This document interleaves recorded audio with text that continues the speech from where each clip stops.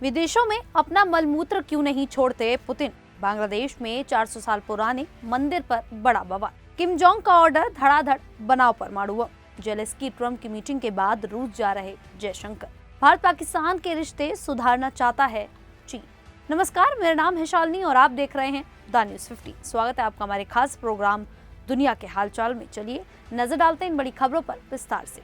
रूसी राष्ट्रपति Vladimir Putin की सुरक्षा का एक अजीब राज सामने आया है। जब भी पुतिन विदेश जाते हैं, उनके बॉडीगार्ड्स उनके मल और मूत्र को एक खास सूटकेस में पैक करके वापस रूस ले जाते हैं। इसे पोप सूटकेस कहते हैं। ये खबर हाल ही में अलास्का में पुतिन और अमेरिकी राष्ट्रपति डोनाल्ड ट्रंप की मुलाकात के बाद वायरल हुई। दोनों ने 18 अगस्त 2025 को यूक्रेन युद्ध पर 3 घंटे तक बात की। यह 2022 के बाद पुतिन का पहला अमेरिकी दौरा था।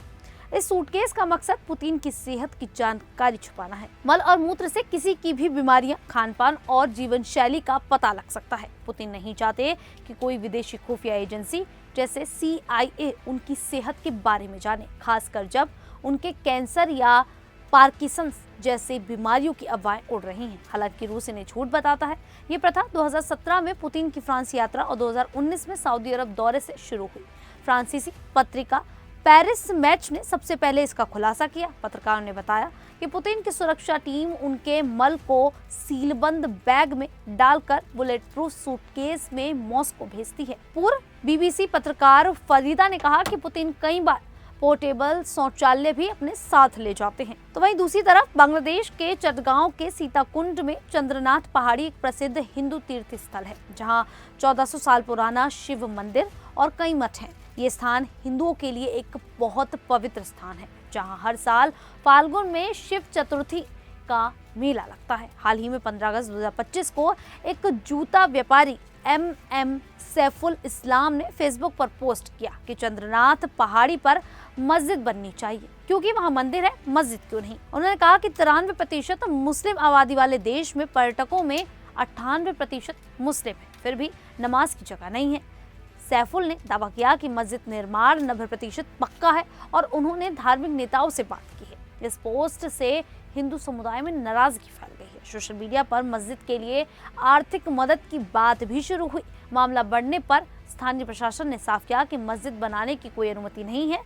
उपजिला अधिकारी फकरुल इस्लाम ने बताया कि सैफुल को पर्यटन के बाद नमाज के लिए जगह न मिलने की शिकायत थी, इसीलिए उसने पोस्ट किया। प्रशासन ने सांप्रदायिक सद्भाव के लिए कैंपेन चलाया और मस्जिद की खबरों का खंडन किया। सैफुल की फेसबुक ID अब डीएक्टिवेट है। चंद्रनाथ पहाड़ी की सुंदरता और मंदिरों के कारण हर साल हजारों लोग आते हैं। हिंदू धर्म ग्रंथों के अनुसार यहाँ राम और सीता ने स्नान किया था। तो वहीं उत्तर कोरिया के तानाशाह किम जोंग उन ने अमेरिका और दक्षिण कोरिया के संयुक्त सैन्य अभ्यास से नाराज होकर अपनी परमाणु ताकत को तेजी से बढ़ाने की घोषणा कर दी है। ये अभ्यास, जिसे उल्ची फ्रीडम शील्ड कहा जाता है, 11 दिन तक चलता है और इसका मकसद उत्तर कोरिया की परमाणु धमकियों का जवाब देना है। किम ने इसे युद्ध भड़काने की कोशिश बताया। उत्तर कोरिया की न्यूज एजेंसी ने मंगलवार 19 अगस्त 2025 को उनकी ये चेतावनी जारी की। अमेरिका और दक्षिण कोरिया का कहना है कि यह अभ्यास रक्षात्मक है, लेकिन उत्तर कोरिया इसे हमले की तैयारी मानता है और अक्सर जवाब में हथियारों का टेस्ट करता है। इस बार अभ्यास का पैमाना 2024 जैसे ही है, लेकिन 40 में से 20 फील्ड ट्रेनिंग को सितंबर तक टाल दिया गया है। दक्षिण कोरिया के राष्ट्रपति ली जे म्यूंग तनाव कम करना चाहते हैं और विशेषज्ञों को लगता है कि उत्तर कोरिया सकारात्मक जवाब नहीं देगा। रिपोर्ट्स के मुताबिक उत्तर कोरिया के पास 90 परमाणु हथियार बनाने की सामग्री है, लेकिन अभी तक उसने करीब 50 हथियार बनाए हैं। वह अगले साल तक तीसरा 5000 टन का युद्धपोत और क्रूज व एंटी एयर मिसाइलें भी बना रहा है। जल्द ही अमेरिकी राष्ट्रपति डोनाल्ड ट्रंप और ली जे म्यूंग वाशिंगटन में इस मुद्दे पर बात करेंगे। तो वहीं 18 अगस्त 2025 को अमेरिकी राष्ट्रपति डोनाल्ड ट्रंप ने रूस यूक्रेन युद्ध सुलझाने के लिए बैठक की। इसके बाद रूसी राष्ट्रपति व्लादिमीर पुतिन ने तुरंत भारतीय प्रधानमंत्री नरेंद्र मोदी को फोन किया और दोनों ने बात की। अगले ही दिन 19 अगस्त को भारत की विदेश मंत्री S जयशंकर रूस के दौरे पर रवाना हो गए। रूस के प्रथम उप प्रधानमंत्री डेनिस मंटूरोव ने उन्हें यह निमंत्रण दिया था। जयशंकर 20 अगस्त को भारत रूस अंतर सरकारी आयोग के 26वें सत्र की सह अध्यक्षता करेंगे। ये सत्र व्यापार, आर्थिक, वैज्ञानिक, तकनीकी और सांस्कृतिक सहयोग पर केंद्रित होगा। वे मॉस्को में भारत रूस बिजनेस फोरम को भी संबोधित करेंगे और रूसी विदेश मंत्री सरगेई लाव्रोव से मिलेंगे। इस मुलाकात में दोनों देशों के बीच व्यापार, ऊर्जा, रक्षा और वैश्विक मुद्दों जैसे यूक्रेन युद्ध पर चर्चा होगी। ये यात्रा इसलिए खास है क्योंकि भारत और अमेरिका के बीच रूस से तेल खरीदने को लेकर कुछ तनाव है।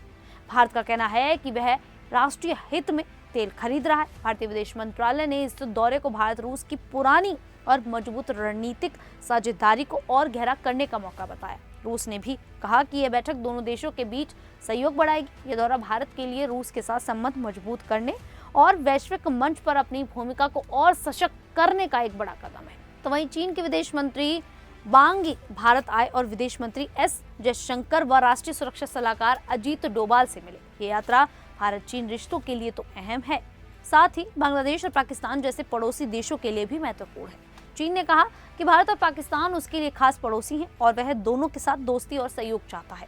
चीन चाहता है कि भारत और पाकिस्तान अपने आपसी झगड़े बातचीत से सुलझाए।